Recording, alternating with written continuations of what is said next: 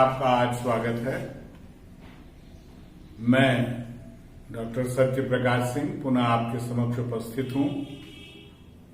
अभी तक आपने धार्मिक साहित्य का आदिकाल में धार्मिक साहित्य का अध्ययन किया था। आज लौकिक साहित्य का प्रारंभ करेंगे और उसी का अध्ययन करेंगे। लौकिक साहित्य भी जैसे धार्मिक साहित्य बहुत विस्तृत मात्रा में मिलता है, विपुल मात्रा में, वैसे ही लौकिक साहित्य भी बहुत ही विपुल मात्रा में मिलता है। इनमें प्रमुख हैं ढोला मारूला दुहा, किशन रुक्मिणी री बेल, माधवानल, कामंद दुहा, चंद्रायन, आलखंड, संदेश रासक, पृथ्वीराज रासो, बीसल देव रासो, अमीर खुसरो की रचनाएं, विद्यापति की कीर्तिलता, कीर्ति पताका एवं पदावली।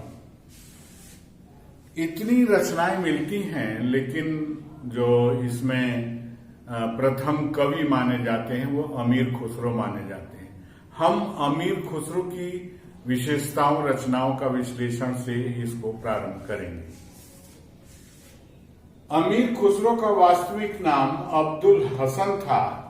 इनका जन्म पटियाला में, जो जिला एटा में पड़ता है, सन 1253 ईस्वी में माना जाता है। इनका व्यक्तित्व उदार था, ये दानशील प्रवृत्ति के थे, प्रसन्न चित्त रहने वाले तथा धार्मिक सहिष्णुता इनके अंतर्गत बहुत थी। सरल व्यक्तित्व होने के साथ साथ ये योद्धा भी थे। इसलिए इतिहासकार ईश्वरी प्रसाद जी कहते हैं, ये कवि, योद्धा और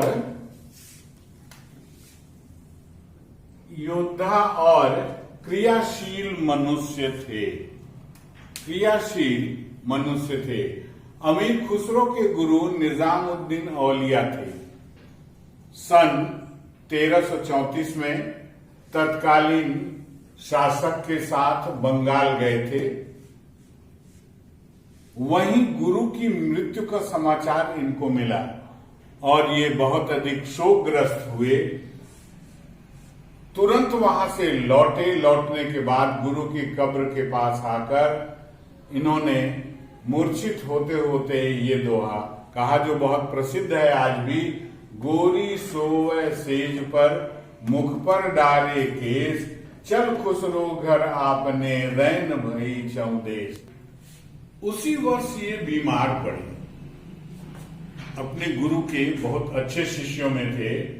उसी वर्ष ये बीमार पड़े, स्वर्गवासी हुए तथा गुरु की कब्र के बगल में ही इनको जमींदोज किया गया, गाड़े गए। आज जो दिल्ली में निजामुद्दीन रेलवे स्टेशन है, उसी के पास ये मजार है।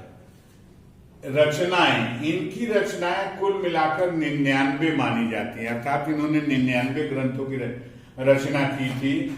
आज प्राप्त रचनाओं में प्रमुख हैं किस्सा, चाहा, दरवेश और खालिक बरी। ये बहुत विद्वान थे। अरबी, फारसी, तुर्की एवं हिंदी के पर्याय कोश की भी इन्होंने रचना की थी। इनकी रचनाओं में अनेक भाषाओं का संकलन मिलता है। ये संस्कृत के विद्वान थे, इसलिए संस्कृत, अरबी, फारसी, तुर्की एवं हिंदी के ज्ञाता होने के कारण इनकी रचनाओं में ये शब्द कहीं कहीं मिलते हैं। इसके साथ ही साथ इन्होंने हिंदी, जो जनसाधारण की भाषा थी, उसी को अपनाकर अपने साहित्य का सृजन किया है। अपने साहित्य का सृजन इन्होंने जनसाधारण की भाषा हिंदी में किया। इनके द्वारा रचित पहेलियां, मुकरियां एवं गीत आज भी जनमानस में रचे बसे हैं। आज भी लोग उन्हें गाते हैं। बहुत से लोगों को ये पता ही नहीं कि ये कहाँ का है। एक उदाहरण मैं दे रहा हूं। पहला है, एक थाल मोती से भरा, सबके सिर पर औंधा धरा, चारों ओर वह थाल फिरे, मोती उससे एक न गिरे। इसका अर्थ आकाश है। ये पहेली है। ये सब एक नार दो कोले बैठी टेढ़ी होके बिल में बैठी, जिसके बैठे उसे सुहाए, खुसरो उसके बल बल जाए। ये पायजामा, जो पायजामा में डोरी डालते हैं, उसका कथन है।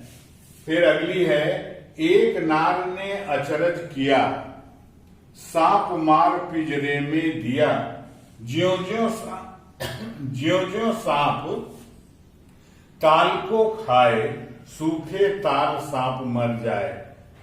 दिया बाती इसका उत्तर है। दो सखुने, पहला उदाहरण है, सितार क्यों न बजा, औरत क्यों न नहाई। इसका अर्थ है पर्दा न था। सितार में पर्दा एक होता है जिससे आवाज निकलती है। उसी तरह से पान क्यों सड़ा, घोड़ा क्यों अड़ा, फेरा न था। आपने पान की दुकान पे अगर देखा होगा कि वो पान का पत्ता ऊपर नीचे करता रहता है, ऊपर से हटाता जाएगा, फिर वो हटाता जाएगा।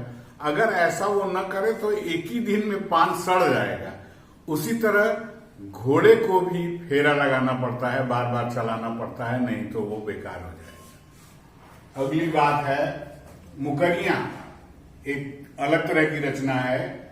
मोरा मोसो सिंगार करावत, आगे बैठ के मान बढ़ावत, वासे चिक्कन ना को दीसा, ऐ सखी साजन ना सखी सीसा। अर्थ समझ गए होंगे, बहुत आसान है।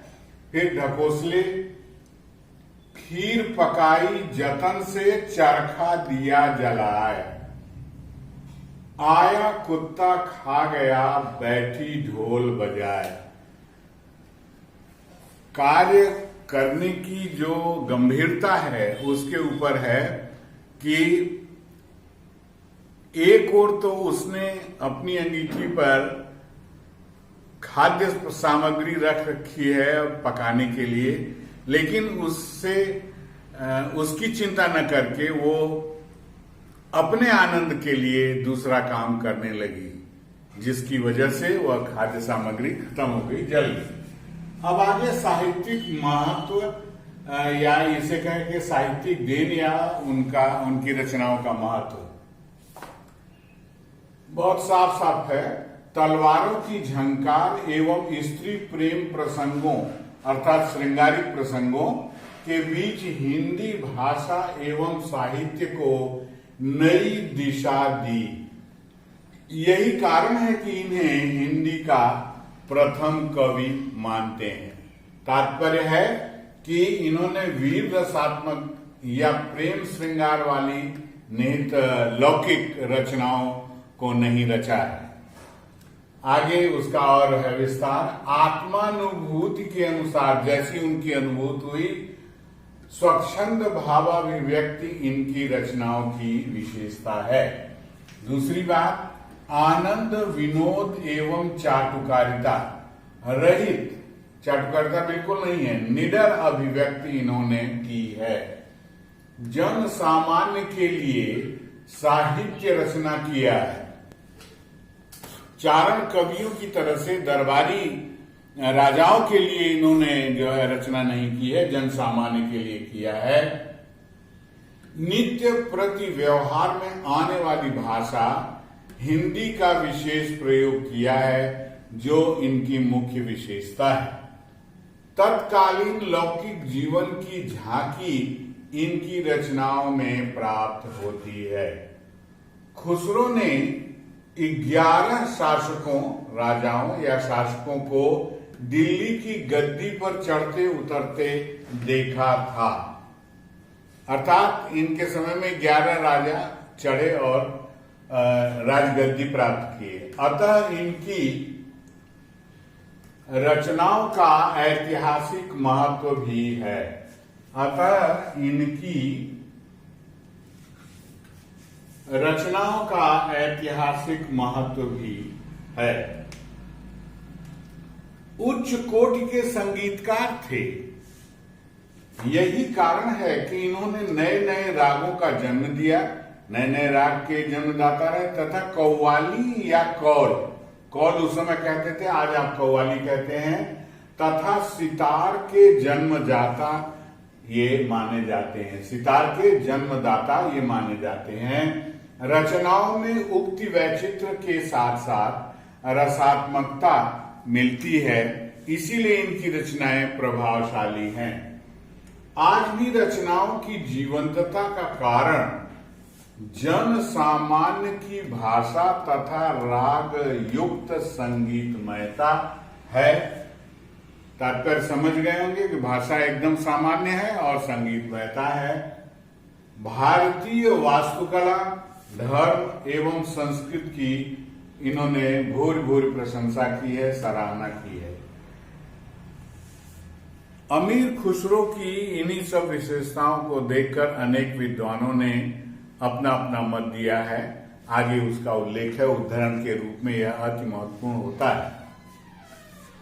रामधारी सिंह दिनकर के शब्दों में अमीर खुसरो बड़े ही बुद्धिजीवी, जिंदा दिल और असांप्रदायिक मुसलमान थे। दिल्ली की बड़ाई करते हुए उन्होंने लिखा है कि इस चमन की कहानियां अगर मक्का सुन ले तो वह भी श्रद्धा के साथ भारत की परिक्रमा करने लगेगा। आगे फिर कहते हैं, हिंदुओं की धर्म प्रियता और भक्ति भावना की उन्होंने खुलकर तारीफ की है और हिंदुओं के धार्मिक स्वभाव की उन्होंने मुसलमानों के लिए भी अनुकरणीय कहा है। ये रामधारी सिंह दिनकर जी के शब्द हैं। फिर आगे, खुसरो के साहित्य में मनोरंजकता को लक्ष्य कर रामकुमार वर्मा जी ने कहा, उसमें न तो हृदय की परिस्थितियों का चित्रण है और न कोई संदेश ही, वह केवल मनोरंजन की सामग्री है। जीवन की गंभीरता से ऊब कर कोई भी व्यक्ति उसमें विनोद पा सकता है। पहेलियां, मुकरियां और सखुने के द्वारा उन्होंने कौतूहल और विनोद की सृष्टि की है। इसी प्रकार आगे श्याम सुंदर दास जी इनकी रचनाओं का महत्व बताते हुए श्याम सुंदर दास जी कहते हैं, खुसरो के पूर्ववर्ती साहित्य में राजकीय मनोवृत्ति है। राजा के आश्रित कवि थे, इसलिए राजकीय मनोवृत्ति है। उसे जन साहित्य नहीं कहा जा सकता, परंतु हम इनकी कविता में युग प्रवर्तक का आभास पाते हैं। मैंने बताया आपको कि इनको हिंदी का प्रथम कवि इसलिए मानते हैं कि इनमें हिंदी जो जन सामान्य में प्रचलित थी उसका उपयोग इन्होंने किया और अत्यंत सरल भाषा में उसका वर्णन किया। एक अन्य विद्वान आचार्य रामचंद्र शुक्ल महत्वपूर्ण विद्वान हैं। आचार्य रामचंद्र शुक्ल ने भाषा के संबंध में अति महत्वपूर्ण बात कही। खुसरो के समय में बोल चाल की स्वाभाविक भाषा घिसकर बहुत कुछ उसी रूप में आ गई थी जिस रूप में खुसरो में मिलता है। कबीर की अपेक्षा खुसरो का ध्यान बोलचाल की भाषा की ओर अधिक रहता है। रामचंद्र शुक्ल जी का यह कथन अति महत्वपूर्ण है, इसलिए ये सारे उदाहरण आप याद कर लेंगे, महत्वपूर्ण है सब, और समय पर इसका उपयोग करेंगे। इसके बाद आगे हम विद्यापति के विषय में आपको बताएंगे, पढ़ाएंगे। और पुनः एक बात और कहना चाहते हैं कि जो कुछ भी आपको समझना, पूछना है, वो सब कमेंट बॉक्स में जाके कृपया आप लिख दें, जिससे हम उसे शीघ्रातिशीघ्र निवारण कर सकें। पुनः आपसे यह निवेदन है कि समग्र हिंदी के इस चैनल को आप देखते हैं, पसंद करते हैं, इसलिए सब्सक्राइब करें, लाइक करें और शेयर करें। धन्यवाद।